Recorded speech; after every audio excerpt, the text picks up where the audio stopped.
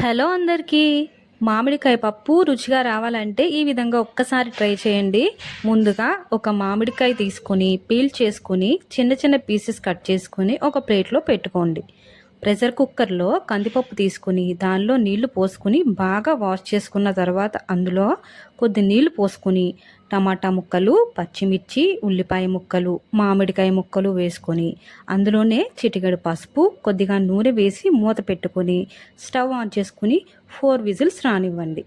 Heat air పోయిన తర్వాత మూత తీసి మెత్తగా మ్యాష్ చేసుకున్న పప్పులో రుచికి సరిపడినంత సాల్ట్ వేసుకొని స్టవ్ పై ప్యాన్ పెట్టుకొని ఆయిల్ హీట్ అయిన తర్వాత తాలింపు గింజలు, వెల్లుల్లి, కరివేపాకు, ఎండుమిర్చి వేసి చిటపట్లాడిన తర్వాత కుక్కర్లో ఉడికించిన పప్పు వేసుకోండి. ఒకసారి బాగా కలుపుకొని సర్వ్ చేసుకుంటే మామిడికాయ పప్పు రెడీ. వీలైతే లైక్ చేయండి. Thank you.